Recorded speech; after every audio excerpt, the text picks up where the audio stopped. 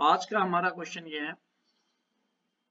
देखिए यहाँ पे कोई चेन है जो वर्टिकली हैंग कर रहा है और ये इसके अपर एंड को हमने एक थ्रेड से सपोर्ट कर रखा है, लोअर एंड टेबल को टच किए हुए हैं। अब हम ये थ्रेड का सपोर्ट हम ये थ्रेड यहाँ पे 1 कर देते हैं तो ये फॉल करना स्टार्ट करेगी U0 से चेन टेबल पे। तो हमें ये प्रूव करना है कि चेन किसी भी इंस्टेंट पे चेन के कारण जो टेबल पे फोर्स होगा वो टेबल पे उस इंस्टेंट पे जो चेन का वेट है उसका डबल होगा।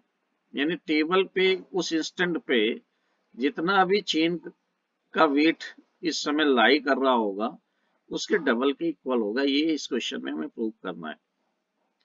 तो हमने T0 पे एज्यूम किया कि इस थ्रेड को बर्न किया है, उस समय ये लोअर एंड टेबल को टच कर रहा था।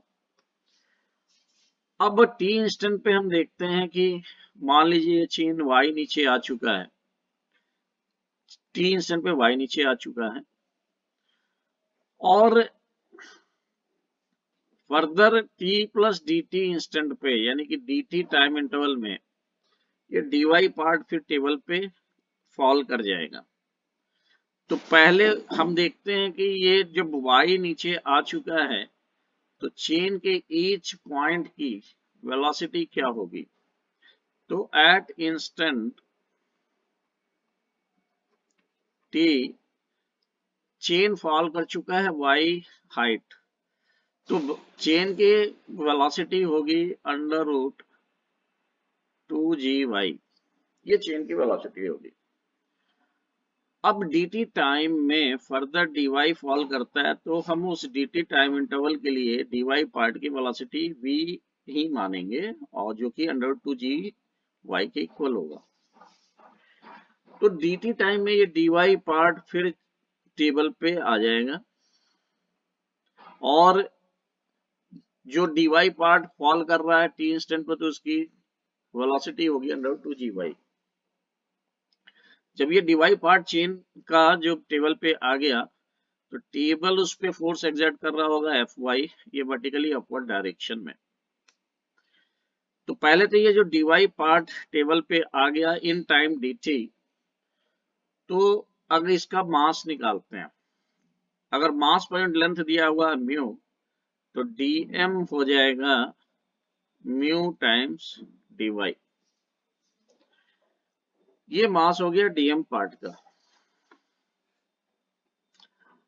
नाउ dm पार्ट पे लगने वाला फोर्स dy है।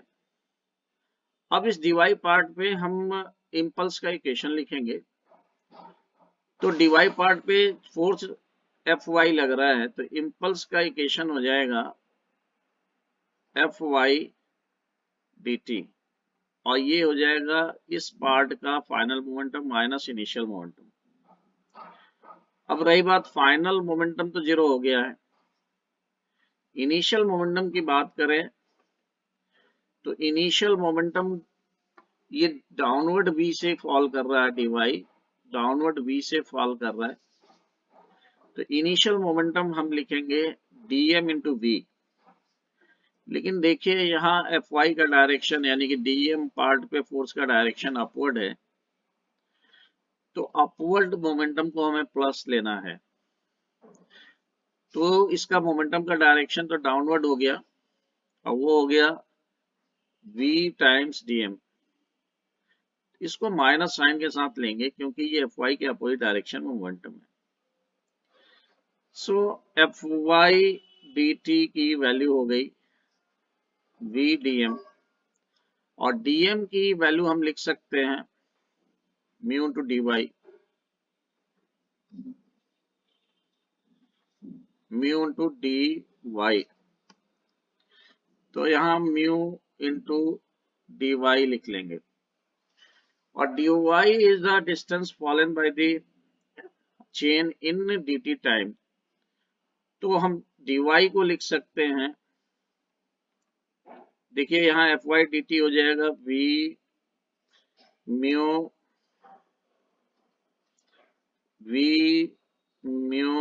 और dy को लिख सकते हैं v dt के equal.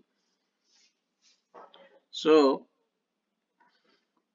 fy dt is mu v square dt। हम क्या लिख सकते हैं fy की वैल्यू, तो म्यू v स्क्वायर हो गया। और v स्क्वायर की वैल्यू हम लिख सकते हैं, देखिए v की वैल्यू हमने निकाली थी √2gy, तो ये हम यहाँ पुट कर देंगे। सो fy is mu v square is 2gy। सो ये फोर्स हो गया चेन के y पार्ट पे, जो कि इस समय टेबल पे है। चेन का y लेंथ इस समय टेबल पे है, फॉल कर चुका है। t टाइम पे अगर हम देखें तो ये y फॉल कर चुका है, तो ये y पार्ट टेबल पे होगा, उस पे हमने ये फोर्स निकाल लिया, that is 2 mu g Y.